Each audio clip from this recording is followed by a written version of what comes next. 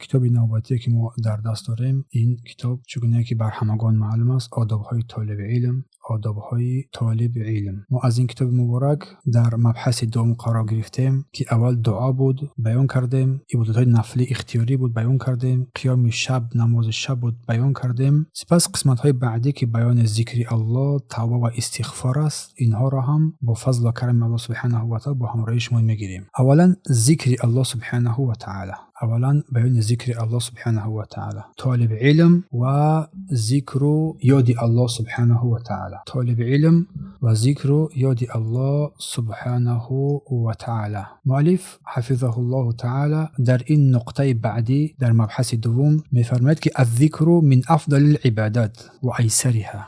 ذکر و یاد الله از بهترین و آسانترین عبادت ها می باشد. حرکت لسان، حرکت زبان، حرکت لسان اخف حرکت الجوارح و ایسرها. می فرماید که حرکت دادن زبان با ذکر و یاد الله گران است، از آسانترین حرکت های بدن است.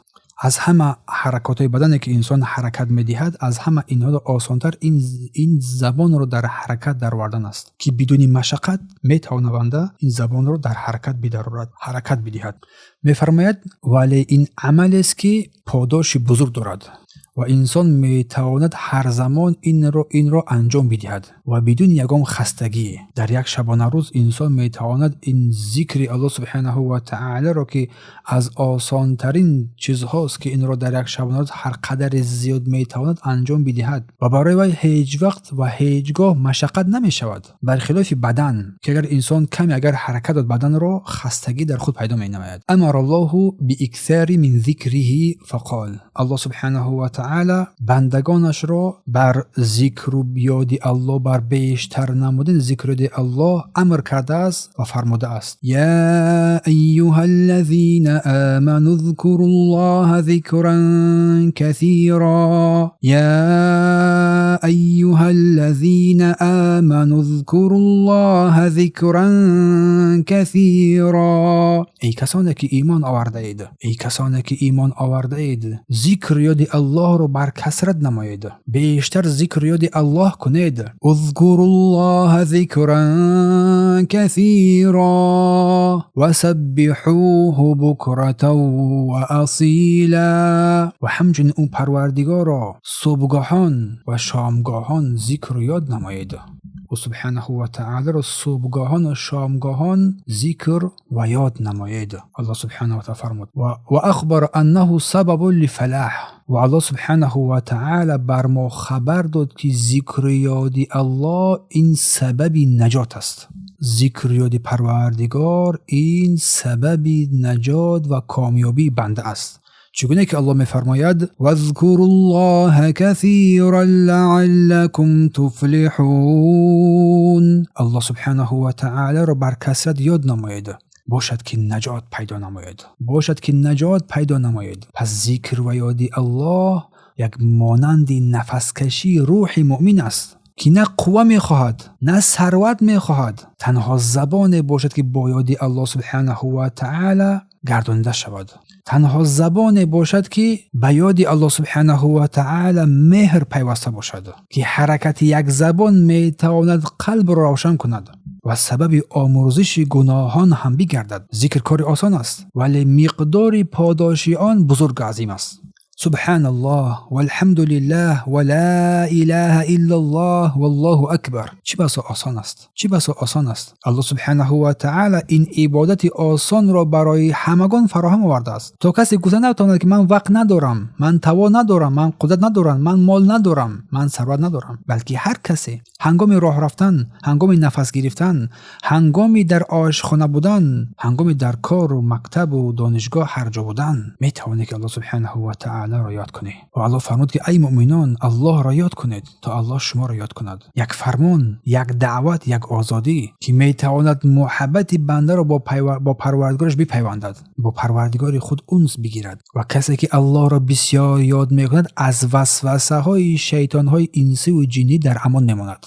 و اندوهگینی و غم و ترس از قلبش دور میگردد و نجات مییابد. پس همیشه الله رو ذکر یادآوری نماید و خاصا صبحگاهان و شامگاهان که این ذکر یاد الله مانند یک سپر است که تو رو از هر وحشت نگاه می‌دارد. سپس مؤلف میگوید که علی المسلم ان یغتنم کل لیلة الثلث الاخر من اللیل بالصلاة و استغفار. بر هر مسلمان لازم است که شب‌های آخری شب را با نماز و استغفار غنیمت بشمارد. برای چی؟ میفرماید هو زمان نزول رب، چون این زمان فرود آمدن پروردگار بر آسمان دنیا هست، چگونه که لایق و با جلالت و عظمت او سبحانه و تعالی است. چگونه در روایت بخاری در کتاب تهجد آمده است ینزل ربنا تبارک و تعالی کل لیلة الى سماع دنیا. الله پروردگار تبارک و تعالی، پروردگارمان تبارک و تعالی هر شب بر آسمان زمین میفرآید، با آسمان دنیا میفرآید. حین یبقى ثلث الاخر، هنگامی که یک شب آخر میماند. فیقول میگوید من یدعونی فاستجیب له، کیست که من رو دعا کنه تا دعای او را بپذیرم. و من یسألنی فاعطیه، کیست که از من طلب نماید تا طلب او را اجابت نمایم. و من یستغفرنی فاغفر له، کیست که از من طلب مغفرت نماید تا او را عفو بکنم. پس فکر نما آن پروردگار عالمیان که تمام هستی در زیر قدرت اوست، تمام هستی را با یک سخن کن فیکون باش پس پیدا میشد آفرید، توی بنده خاکی را یاد میکند. وقتی که میگویی یا الله، فرشتگان این رو می نویسن. لحظه ذکر یاد الله از بهترین خوشی های زندگی بنده در این دنیا و آخرت می گردد. پس از جمله ذکر کنندگان باش. سپس شیخ می فرماید که قیام اللیل من اسباب دخول جنه. پس کثرت ذکر نمودن این سبب داخل شدن بنده جنت رو می گردد. کسی که الله را ذکر کرد الله او را یاد می کند. چون در حدیثی که بخاری و مسلم روایت می نماید در کتاب توحید، یقول الله تعالی، الله سبحانه و تعالی میفرماید انا عند ظن عبدی بی، من در نزد گمان بنده ام هستم.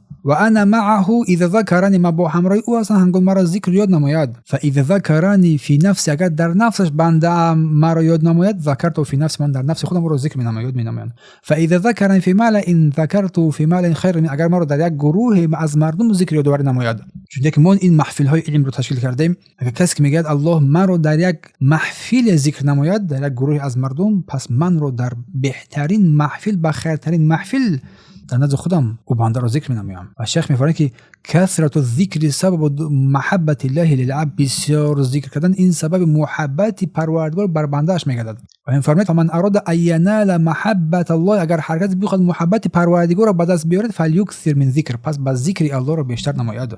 و شیخ می‌فرماید که دوام ذکر الله یوجب الامانه من نسیان الذی هو سبب شقاء العبد. بر دوام ذکر یاد پروردگار را کردم، این واجب میگردند امانی را از فراموشی که سبب شقاوت و بدبختی بنده در این حیات و بعد مرگش میگردد. قال ابن قیم میفرماید که لو لم یکن فی الفوائد ذکری، اگر در فایده های ذکر نباشد و ادامته الا هذه فایده، مگر این فایده یک فایده بسنده است. فکفى بها، برای بنده بسنده است هم یک فایده. فمن نسی الله تعالی انساه نفسه فی الدنیا، هر کسی که الله را فراموش کرد در این دنیا، نفسش را فراموش میکند. نسیه فی العذاب یوم القیامه، در عذاب روز قیامت الله او را سپس فراموش میکند. در عذاب روز قیامت سپس الله سبحانه و تعالی اون بنده را فراموش میکند.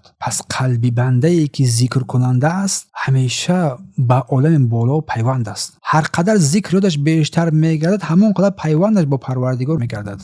پس از الله محبت میخواهی، بیرا بسیار او سبحانه و تعالی را یاد کن. پس چطور دوستدار میخواهی که دوست داشته را فراموش میکنی؟ چطور نجات میخواهی که نجات آن روز را که با این ذکر است فراموش میکنی؟ پس این ذکر شفای قلب است و آرامش جان است. الا بذکر الله تطمئن القلوب، آگاه باشید که با ذکر یاد الله قلب ها آرامش پیدا میکند. با ذکر یاد الله قلب ها آرامش پیدا میکند.